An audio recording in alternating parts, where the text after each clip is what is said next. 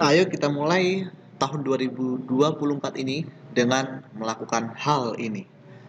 Ya, yaitu mulai kita mengelola keuangan pribadi kita masing-masing. Tidak usah kita bicara terkait pengelolaan keuangan orang lain atau pengelolaan keuangan negara. Kita mulai tahun 2024 ini dengan mengelola uang kita masing-masing.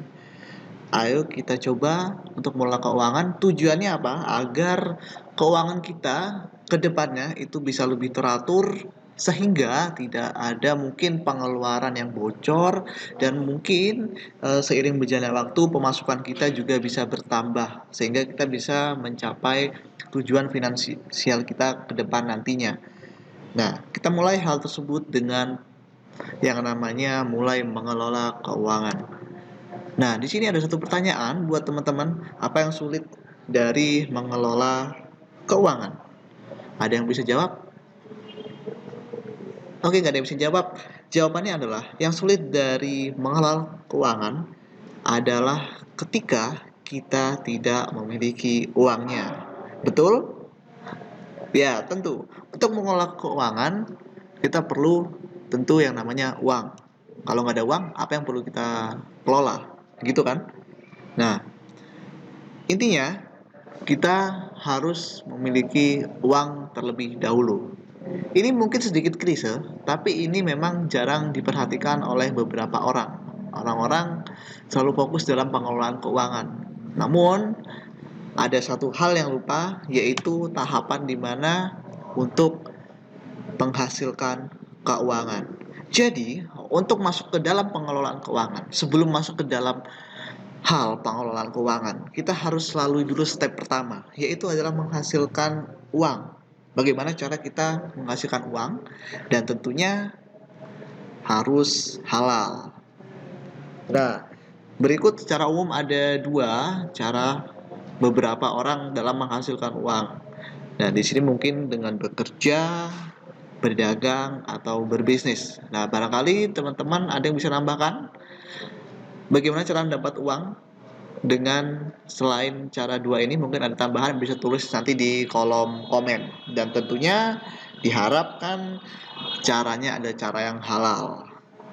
Nah, di sini ada bekerja, berdagang, berbisnis. Mulai dari bekerja, beberapa orang menukarkan waktunya untuk bekerja dan mendapat gaji atau uang setiap bulan. Dan juga ada orang yang memilih jalan untuk berdagang atau berbisnis, menjual produk yang dihasilkannya atau menjual produk dari orang lain dan mendapatkan keuntungan dari hasil penjualan.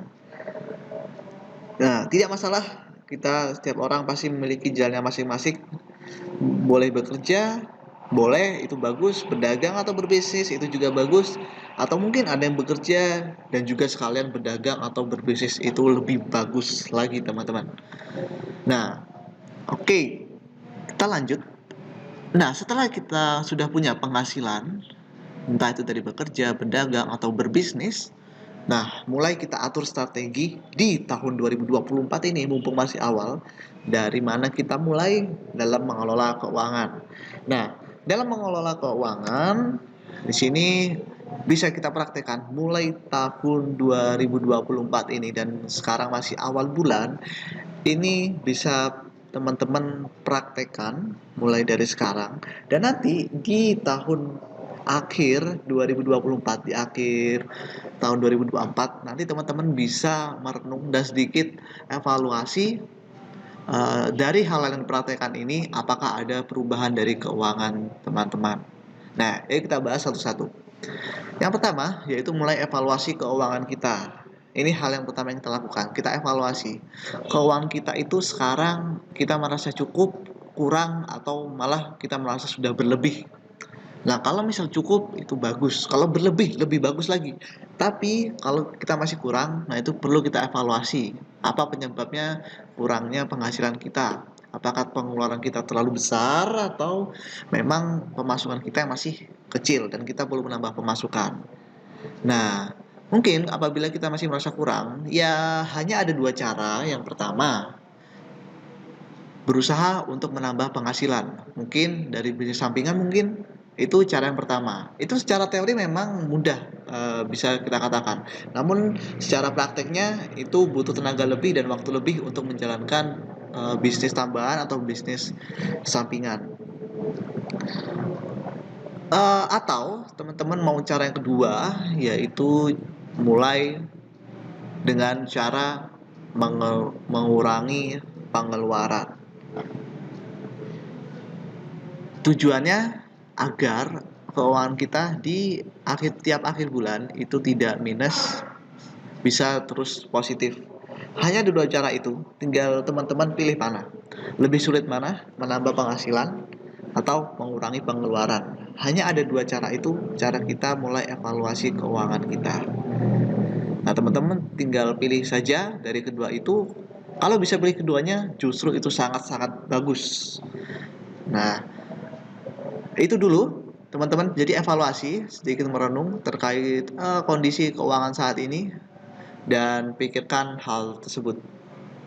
Untuk selanjutnya mau menambah penghasilan atau mulai dengan mengurangi pengeluaran. Intinya tujuannya di akhir bulan itu teman-teman masih ada sisa uang yang bisa nanti dikelola untuk mendapatkan uang yang lebih lagi. Tujuannya itu dulu. Jadi jangan sampai malah di akhir bulan minus, bahkan terlilit utang. Itu yang pertama yang perlu teman-teman perhatikan. Lalu yang kedua, nah, teman-teman bisa mulai sekarang, mulai buat catatan dan anggaran keuangan pribadi. Nah, catatan ini nggak usah muluk-muluk lah. Teman-teman coba tiap bulan sekarang punya catatan terkait pengeluaran pribadi teman-teman. Nah, itu dicatat secara detail, misal kayak habis bayar pajak motor mungkin, atau habis bayar kebutuhan rumah tangga, atau mungkin setelah bayar beberapa perabotan rumah, pembelian beberapa kebutuhan, misal untuk kebutuhan makan, tempat tinggal. Nah, itu teman-teman mulai catat. Nah, lalu teman-teman juga mulai pikirkan terkait anggaran keuangan pribadi. Nah, jadi teman-teman, untuk anggaran keuangan pribadi ini maksudnya gimana? Jadi teman-teman bisa dimulai dari sekarang.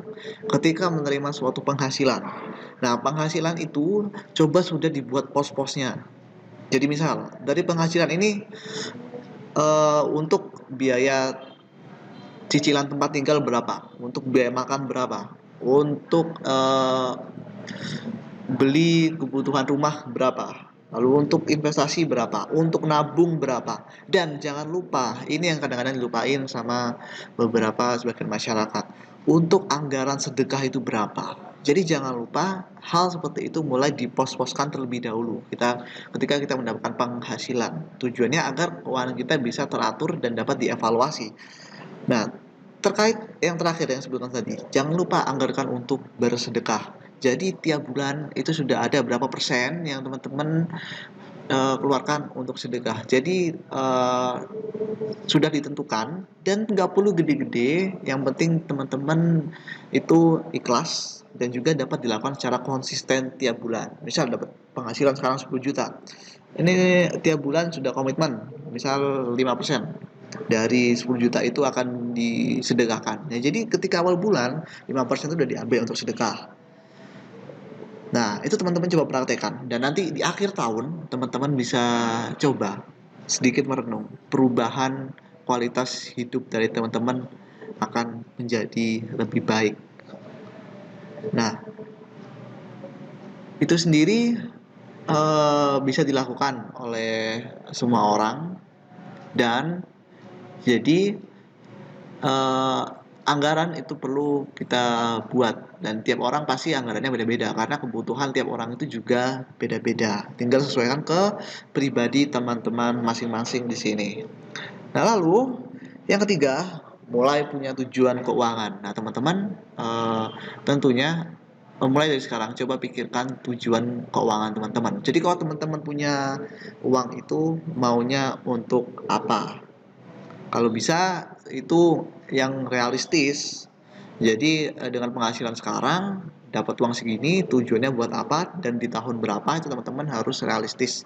Karena eh, Ketika itu tercapai, kita akan lebih semangat lagi untuk mencapai hal-hal yang lain yang lebih tinggi. Nggak usah tinggi-tinggi terkait tujuan keuangan, yang penting realistis dengan kondisi keuangan teman-teman saat ini, dan secara tidak langsung nanti kita akan tidak sadar otak kita akan bekerja dan akan memikirkan cara untuk mencapai tujuan keuangan tersebut.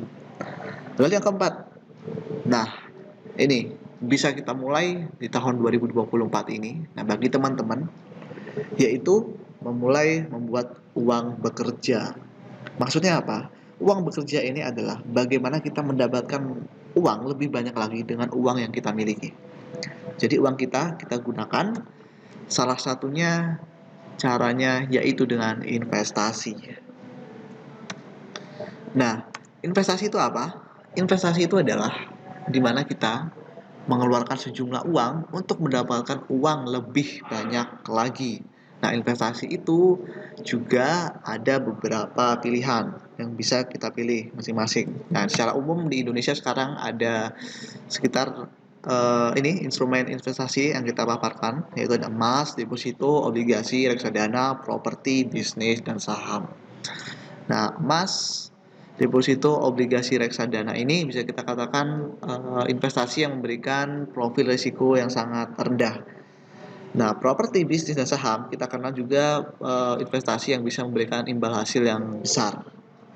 Nah, coba kita bahas-bahas ya satu-satu terkait instrumen investasi yang ada. Tujuannya ini bisa teman-teman gunakan untuk membuat tambahan keuangan teman-teman dan dapat membuat uang lebih banyak lagi bagi teman-teman, dan aset teman-teman juga bisa bertumbuh dalam waktu ke depan sehingga dapat mencapai tujuan finansial teman-teman masing-masing. Yuk kita mulai, kita bahas dari emas. Nah, emas ini orang-orang umumnya adalah membeli suatu logam mulia yaitu emas. Karena apa? Logam mulia itu teman-teman nilainya akan cenderung naik dalam waktu jangka panjang. Itulah kenapa beberapa orang memilih instrumen emas.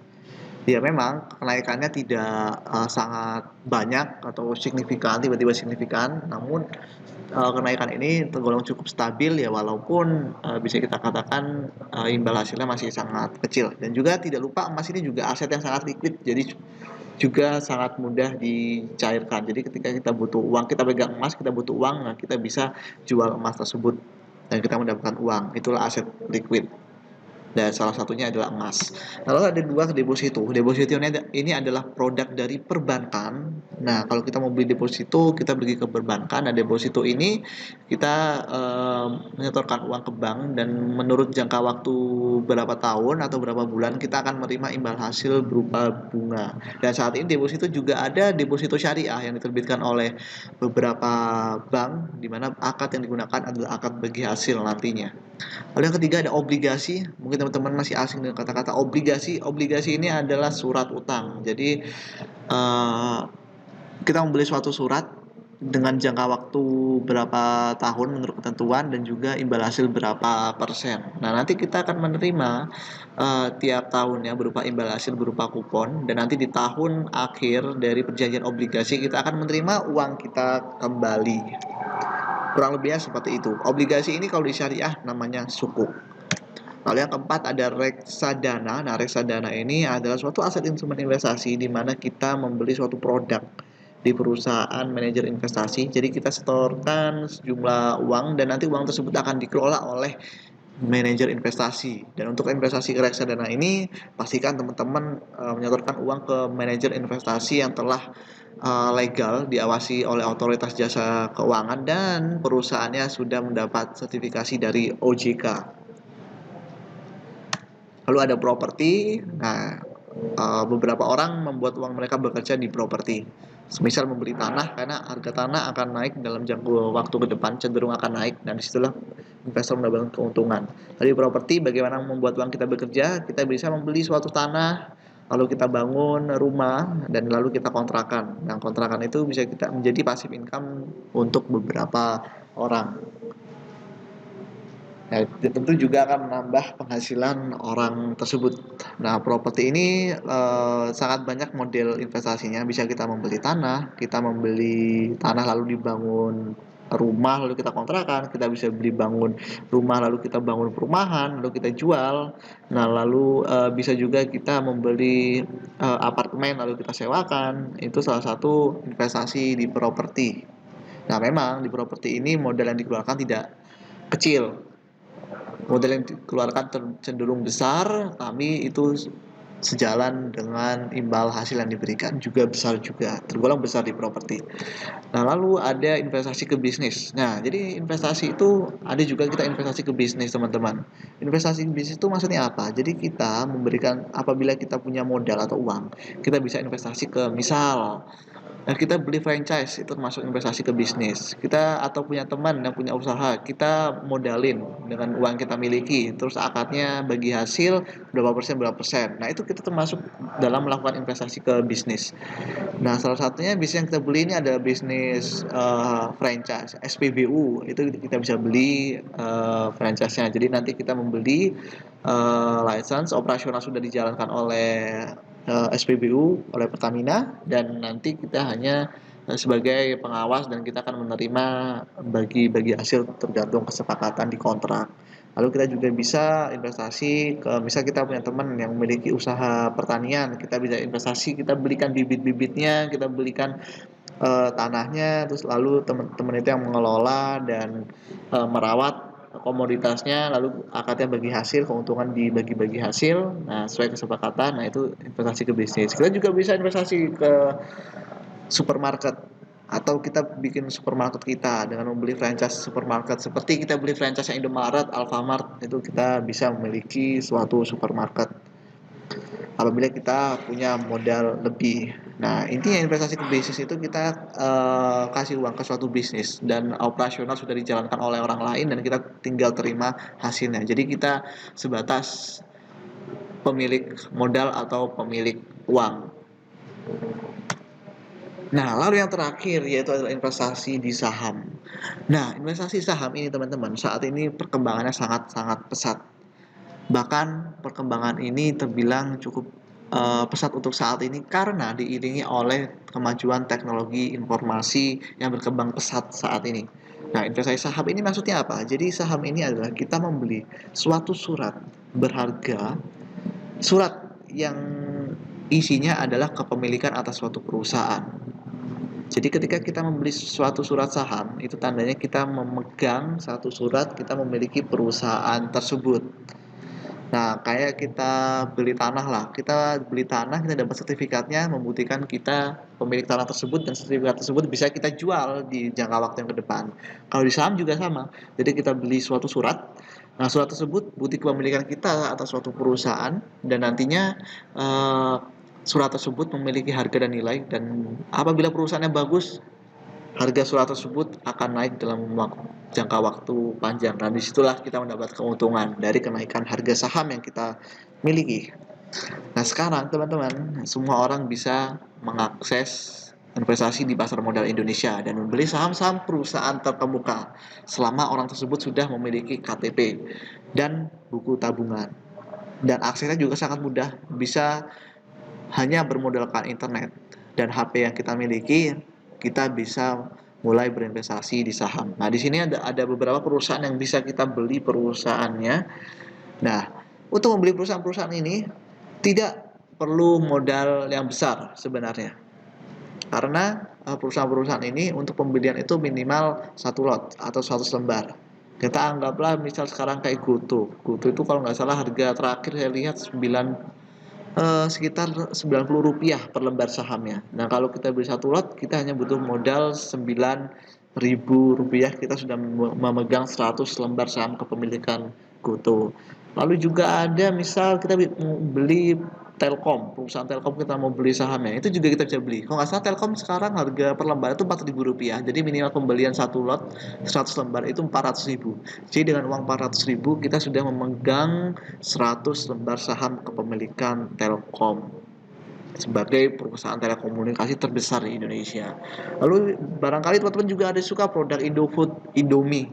Produk adalah dari Indofood di sini, pojok kiri atas. Nah, Indofood itu juga kita bisa beli sahamnya. Misal teman-teman memang suka dengan produk Indomie dan yakin Indomie ini bakal laris sampai jangka waktu yang sangat panjang dan Indofood dapat keuntungan perusahaannya, teman-teman juga bisa beli saham Indofood juga atau perusahaan yang lain yang tertera di sini. Nah, teman-teman, ini sekarang masyarakat itu bisa beli sahamnya selama memiliki KTP dan buku tabungan dan juga uang tentunya.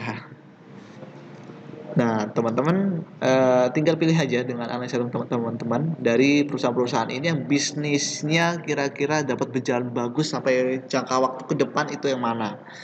Nah, nanti akan menentukan harga sahamnya. Jadi semakin bagus bisnis suatu perusahaan, nah nanti harga saham itu akan cenderung untuk naik dalam waktu ke depan. Nah, ketika orang berinvestasi di saham, itu kan membeli suatu surat yang membuktikan bahwa kepemilikan atas suatu perusahaan. Nah, lalu keuntungan kita membeli surat tersebut atau keuntungan kita investasi saham itu dari mana? Ya, yang pertama yang ada keuntungan dari capital gain. Jadi kita mendapatkan keuntungan dari kenaikan surat yang kita miliki. Misal kita beli surat tersebut di angka Rp200 per lembar saham di tahun 2023. Misal kita beli saham perusahaan ABCD dengan angka Rp200 per lembar saham.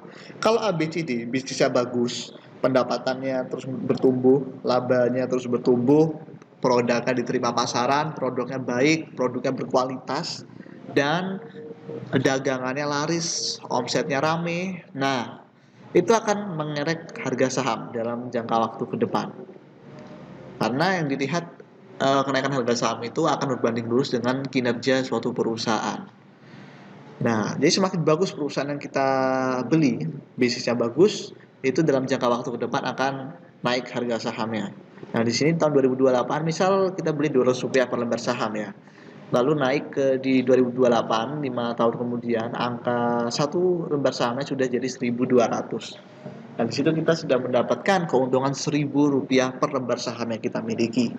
Jadi tinggal dikalikan saja dengan lembar saham yang kita punya. Kalau kita misal punya 100 lembar, lalu keuntungan di sini Rp1.000 per lembar saham, nah berarti kita mendapat keuntungan Rp100.000. Tinggal dikalikan saja dengan jumlah lembar saham yang kita miliki. Jadi semakin banyak lembar saham yang kita miliki, tentu keuntungan juga akan semakin besar. Nah, jangan lupa pilih perusahaan yang bagus, bisnisnya sustain, dan bisnisnya dapat diterima masyarakat, omsetnya bertumbuh, labanya juga bertumbuh. Itu keuntungannya. Lalu ada keuntungan kedua yang juga disuka investor, yaitu ada dividen. Jadi teman-teman, kalau kita pegang suatu surat saham, itu kita akan dapat bagi hasil tiap tahunnya dari suatu perusahaan. Nah, nanti bagi hasil tersebut namanya adalah dividen. Jadi bermacam-macam perusahaan tuh tiap tahunnya bagikan dividen berapa itu macam-macam. Ada yang Rp100 per lembar saham, ada yang Rp1.000 per lembar saham, ada yang Rp500 per lembar saham, itu macam-macam. Tergantung kondisi dari suatu perusahaannya. Nah, tiap tahun kita akan mendapatkan passive income berupa dividen. Jadi kalau kita pegang suatu saham, satu tahun misal kita saat ini memegang 1 juta lembar saham. Nah, karena perusahaan setelah RUPS menentukan akan membagikan Rp100 per lembar saham, jadi nanti kita akan menerima sekitar 100 juta rupiah karena kita memiliki 1 juta lembar saham, dan nanti uang tersebut akan otomatis ditransfer ke rekening saham teman-teman masing-masing selama teman-teman memegang perusahaan tersebut. Nah, teman-teman jangan khawatir untuk investasi saham di Indonesia saat ini. Tips dari saya untuk memilih perusahaan sekuritas, yaitu yang pertama, pastikan perusahaan sekuritas itu adalah sudah diawasi dan terdaftar oleh Otoritas Jasa Keuangan (OJK). Pastikan hal itu. Nah, dan juga untuk investasi di saham juga saat ini di mekanismenya diatur oleh IDX atau Bursa Efek Indonesia. Jadi untuk mekanisme perdagangan sudah diatur oleh IDX dan perdagangan juga sudah diawasi oleh OJK. Jadi teman-teman nggak perlu khawatir untuk investasi saham. Nah, pastikan teman-teman ketika mau investasi sudah melihat perusahaan sekuritas tersebut adalah perusahaan sekuritas yang sudah kredibel, berintegritas, dan juga jangan lupa sudah memegang lisensi dari otoritas jasa keuangan. Nah, salah satu perusahaan sekuritas yang bisa kami rekomendasikan di sini adalah Mirai Aset Sekuritas. Teman-teman bisa mulai investasi saham di Mirai Aset Sekuritas. Caranya mudah, tinggal hubungi di sini investment spesialis dari PT Mirai Aset Sekuritas Indonesia di nomor 0881 6387 081. Nanti investment spesialis dari PT Mirai Aset akan membantu teman-teman di sini untuk memulai investasi saham mulai dari pembukaan akun, konsultasi, dan nanti perjalanannya terkait investasi di saham. Nah, teman-teman juga bisa berkonsultasi di sini atau mau sekedar bertanya-tanya juga boleh. Dan di tahun 2024 ini, yuk kita mulai mengolah keuangan dan buat uang kita bekerja sehingga kita dapat mencapai tujuan keuangan kita ke depan. Nah, mungkin itu dulu sedikit paparan dari saya. Terima kasih. Wassalamualaikum warahmatullahi wabarakatuh.